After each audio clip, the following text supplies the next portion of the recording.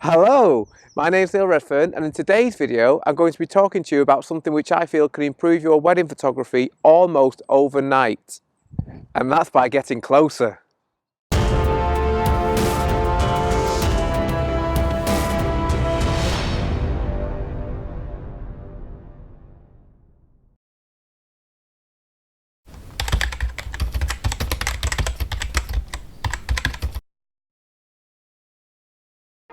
So up until about 3 or 4 years ago, my most used lens at a wedding was my 7200mm. I used to really enjoy using that lens because I used to love the way it threw the background out for portraits. I liked the way that I could stay in the background of scenes and photograph from afar, so I didn't feel as though I was intruding. And I also used to like that lens because it was massive, and I used to feel like, yeah, I'm a proper wedding photographer now. Look at the size of this lens. But everything changed for me when I came across the work of Tyler Workin. Tyler is a US-based wedding photographer. He's based in Kansas, and he's a documentary wedding photographer. And he shoots primarily with a 35mm and an 85mm lens. I first came across Tyler when he was on Creative Live, and I absolutely loved his images, but also his philosophy on wedding photography and how he approaches a wedding day. I found it really inspirational. He is extremely focused on moments, and those moments being authentic and real. He doesn't have any influence on the happening of those moments. He doesn't intrude on a wedding day at all. He is there purely to observe and to capture the real emotion of a wedding day. And if that wedding day isn't going perfectly, it doesn't matter. He is still there to document whatever the story is of that wedding day. And I found that a really refreshing change to some of the way that I've been working, where I think before that time I would maybe have had tried to have more control over making things happen, trying to make moments happen for me. But the problem with when you do that is that those moments are not real. I then went to the 9 Dots Gathering in London, which was an amazing event, and Tyler was one of the presenters there, and he was absolutely amazing. And I say, not only is he a phenomenal photographer, but the way he teaches, his philosophy and how he believes a wedding day should be captured by wedding photographers, I just found amazing. It really struck a chord with me, and since then, since seeing this Creative Live, since following Tyler's work, I've changed my work and the way that I approach a wedding to a way that is more similar to that of Tyler's, and I feel personally as though my work has really improved because of that. So if you're not familiar with Tyler's work, I'll pop a link to his website in the description, and I would really encourage you to go and have a look at his website, because I say his work, especially if you are a documentary wedding photographer, or you're interested in going more down the documentary route, his work is just phenomenal. So as I say, Tyler's ethos is that you are, as a wedding photographer, you are there to observe and capture the wedding day as it happens, as if that couple didn't even have a photographer present. So to try and make yourself as invisible as possible and to capture everything that happens as if you weren't even there. And that's something that I've really tried to take on board and really tried my best to put into my own work, and I feel as though I'm still learning in doing that, but in the process of doing that, I'd like to feel that my images have got an awful lot stronger. A couple of the things that I've learned primarily from Tyler, two massive lessons. One is to cut down on the amount of lenses and stuff that I was taking to a wedding day. So in the past, I would have a 14-24, a 24mm, a 35mm, a 50, an 85, 7200, as I say. It was just too much. I also had a 45mm tilt shift lens, and what I found I was doing is I was trying to include, or trying to use, all those lenses within the wedding day, and I was almost being dictated to by how I work by using the lenses. So one of the biggest things that I took away from listening to Tyler was to strip that all back, keep it simple, and just go to a 35mm and an 85mm lens. And I did that almost overnight, and my work, as I say, I personally would like to think really started to change because of that. I do have other lenses as well. I do now have a 24mm lens as well. Sometimes I would need things a little bit wider, but that's it really. It's a 24, 35 and 85, but primarily the 35mm and the 85mm lens are what I use now for 95% of a wedding day. So I've really stripped everything back, and that's made me be able to work quicker and be more reactive to moments. As well as that though, and the whole point of this video, the biggest lesson that I think I took away from listening to Tyler was to get closer. So in the past, because I was using a 7200 lens, that was making me lazy. The thing about a 7200 lens is, because you can zoom in quite far, it allows you to be far away, hide away in the corner of a room and just stay there and just be using your lens to zoom in rather than moving with your feet. So I was under the impression that that was probably a good thing, that I wasn't getting in people's way, that I was just in the background watching.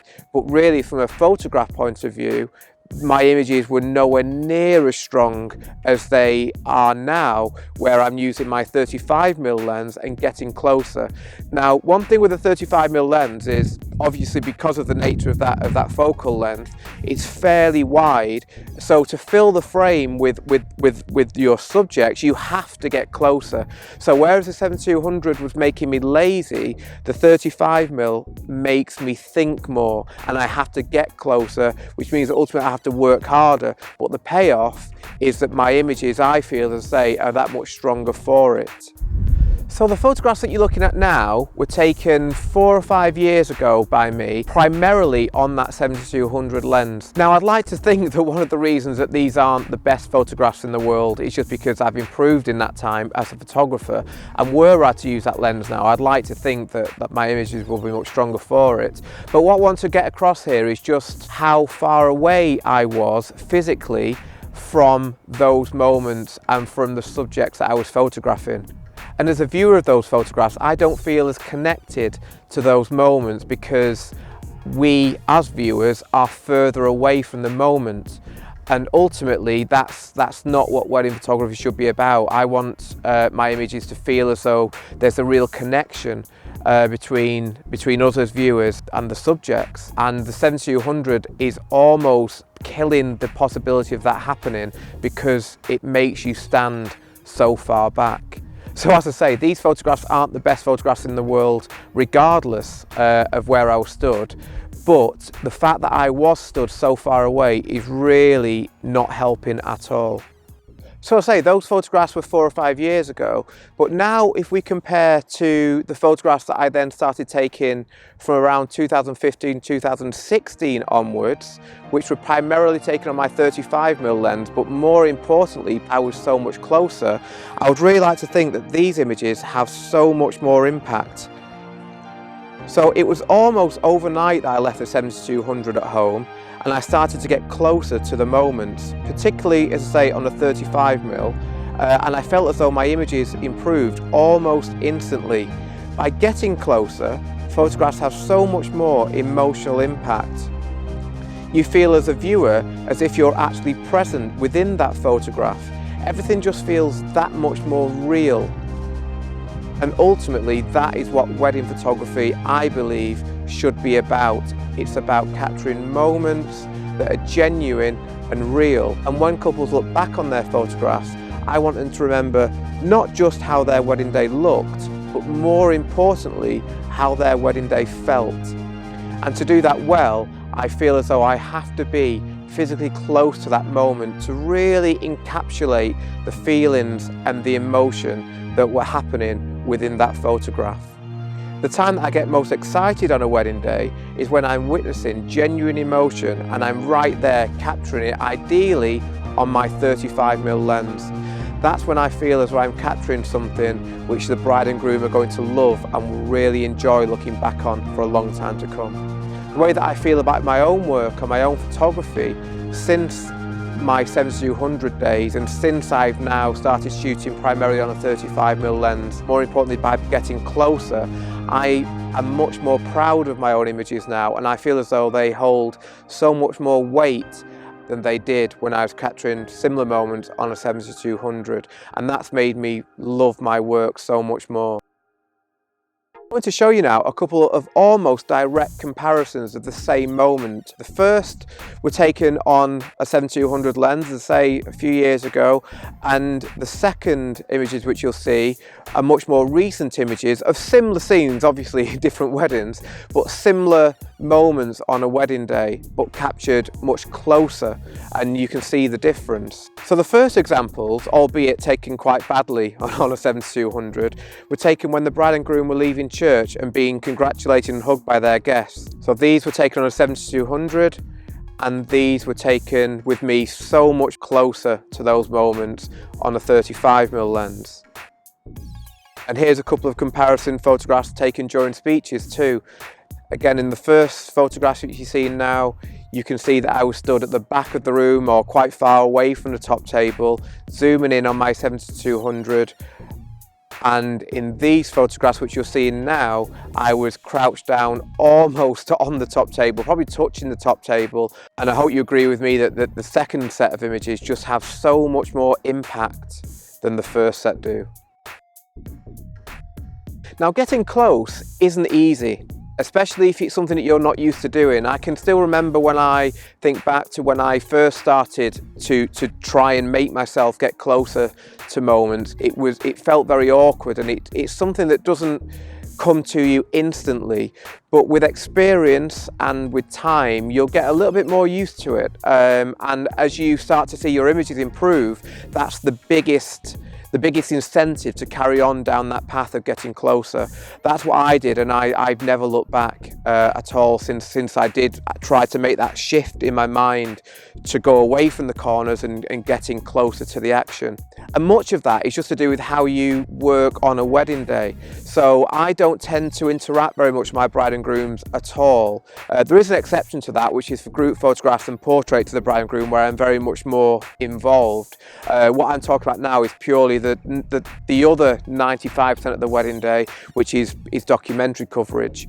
As I say, I don't really interact very much, and I do that on purpose because I'm trying to become as best I can to be invisible. Because if I'm interacting and speaking to my couples, then I'm giving the game away in terms of me being invisible, and all my concentration is on composition, it's on where I am and just how I'm taking those photographs.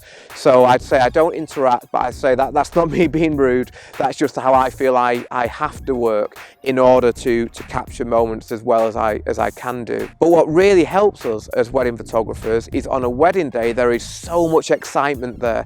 There's lots of adrenaline, there's everyone's there, all friends and family are there, everyone's thinking about what's going to happen, there's nerves, and because all this excitement is happening, so much is going on in the couple's minds, they're not really paying attention to someone with a camera who isn't really saying very much. So that's a real advantage. It's what makes it easier to capture emotion, I feel, for wedding photographers than it is for other times, for other events where people maybe aren't quite as hyped up and the adrenaline isn't going quite as much.